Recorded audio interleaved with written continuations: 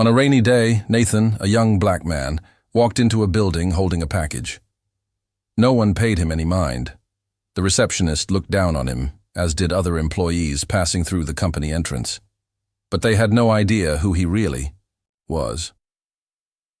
If you like stories with exciting twists and endings that'll give you chills, go ahead and subscribe to the channel and come see how it all happened. It was raining hard that day. The kind of heavy rain that washes trash down the street, turns umbrellas inside out, and forces everyone to run for cover. The company lobby was full of hurried people, shaking themselves off, drying their clothes with paper towels. The receptionist barely glanced up when he came in. She just wrinkled her nose at the wet floor behind him and the dripping from the backpack on his shoulders. "You can't go past the turnstile," she said curtly, like someone already tired of people like that. He just nodded. His clothes were stuck to his skin, an old nylon jacket torn at one elbow, and his shoes looked like they'd soaked up more water than they could hold. His expression? Closed off, serious, no smiles or complaints. "Just leave it there. We'll let them know upstairs," she continued, wiping the counter with disgust. The brushed steel elevator was right nearby, open. But he didn't get in. He stood still, silent, just watching the hurried comings and goings of the suited employees. One of the executives walked past him, adjusting his tie, and gave a mocking chuckle. Man, how can some people still choose to live like that? Thinking, "Way too small," said the executive, unable to hide his disdain. Laughter, nods of agreement. Another added, "He looks like a thug, just look at him. If I were security, I'd already be escorting him out," commented a second man, shaking his head disapprovingly. Remained still. Didn't say a word, didn't even look the speakers in the eye. He just shifted his gaze to the round clock on the wall, as if timing something. While the suits kept laughing and the elevator slowly closed, he remained motionless, his gaze fixed on the floor, as if sizing up the place. That's when a figure approached. Light footsteps, broom in one hand, cloth in the other. It was Martha, black, with beautiful dark skin, her face marked by time and the effort of someone who never got a break. She wore the gray cleaning uniform, a scarf tied around her head, and worn-out slippers. "Waiting for someone?" said Martha, looking curious. "Waiting for time to pass," he answered, without looking away from the floor. "And this time you're waiting for—" "Gonna take long?" asked Martha, with a slight smile. "Not long. It's almost here," he said, finally looking at her. She gave a soft chuckle. The first one he'd heard since he arrived. "At least someone looks at me without disgust," he said, a faint smile playing on his lips. "Oh, child, there's nothing wrong with you. What's wrong is the way these people look," commented Martha, leaning on her cleaning cart. "They look like I'm trespassing," he said, looking back at the clock. "If you only knew how many times they've done that to me, and I clean the very ground they walk on," said Martha, laughing lightly. Before he could reply, a tall blonde woman, too elegant to be friendly, appeared, huffing. "Martha, are you chatting now? Does the floor clean itself?" said the woman, crossing her arms superiorly. "I was just being polite," replied Martha, without raising her voice. "With him? I don't even know how they let him in," muttered the blonde woman, looking the young man up and down. "Some people come in the front door and still stink on the inside," he replied curtly. The woman glared at him with disgust, but didn't answer. She turned her back, let out a contemptuous sigh, and disappeared down the hallway. Martha looked at him surprised, but couldn't hide her satisfaction. "You've got courage in your eyes, boy. That's worth gold around here," she said, smiling sincerely. He gave a half smile but quickly fell silent again. "Stay strong. Maybe the time you're waiting for is your time," added Martha, giving his shoulder a couple of light taps. Before moving away with her cart, he looked at the clock again. "Yes, it's almost here," he said softly, as if speaking only to himself. A short while later, upstairs, the bosses were on their feet, all in suits, nervous. One of them was on the phone, pacing back and forth. "But who is this guy? Nobody told us anything. He's late, and this meeting is with the main investor," said the most anxious executive, phone glued to his ear. Others watched the door, impatient. Vivian, the elegant blonde from before, stood with her arms crossed, drumming her fingers on her blazer sleeve. "This is unprofessional. I told you we shouldn't trust outsiders," commented Vivian, lifting her chin disdainfully. "Does he have a name? Did anyone see his file?" asked one of the directors, breaking into a cold sweat. "All I know is he's from out of town, and apparently he has no respect for schedules," said another executive, tossing papers onto the table. Suddenly the sound of the elevator interrupted the buzz, a sharp ping, followed by the metallic slide of the doors opening. They turned around simultaneously. The delivery guy walked in, but now, without the wet backpack. He wore a dry, elegant, understated coat. In his hands, a black briefcase. The same serious expression, but now calmer, steadier, more present. Eyes widened, the room fell silent. No one understood.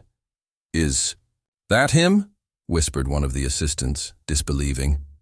"This has to be a joke," said an executive, his voice faltering. He walked calmly to the head of the table, pulled out the main chair, and sat down naturally. He opened the briefcase, arranged the documents precisely, and only then spoke. "Good afternoon. Shall we begin?" said Nathan, as if nothing had happened. The silence was deafening. Vivian tried to laugh nervously. You're Nathan." "Moreira, the investor?" she asked, pale. "The distrust I faced at reception warned me convincing you wouldn't be easy," replied Nathan, signing the first page without looking up. "Sorry. It's just, you arrived looking like a delivery guy. We thought that," tried to explain one of the directors, "that a black man, soaking wet with a backpack, could only be there to deliver a package," said Nathan, his tone unchanged. "That's not what I meant," said the director, choking on his words. "That's exactly what you communicated. From the very first glance," replied Nathan calmly. Vivian tried to compose herself. "Look, there was a misunderstanding, but that doesn't affect our intention to partner in any way. The important thing is that you're here now, right?" she said, forcing a smile. Nathan closed the briefcase, folded his hands on the table, and looked directly at her. "Yes, it does affect it. Because I don't invest where prejudice hides behind protocol, where appearance matters more than competence, where the cleaning lady is treated as invisible, and a man like me is mistaken for a threat," said Nathan, firm but serene. The directors looked at each other, unsure what to say. Vivian tried one last appeal. "Mr. Moreira, let's not act impulsively. A decision of this magnitude requires calm consideration," she said, trying to control the situation. Nathan stood up slowly, put the papers back in his briefcase, and before leaving the room, he simply said, "Calmness is something you learn when you spend your whole life being judged before you even open your mouth," said Nathan, looking at each one of them. He turned and left the room. Total silence. The elevator descended slowly. Inside, Nathan was alone. Silent again, watching the floor numbers.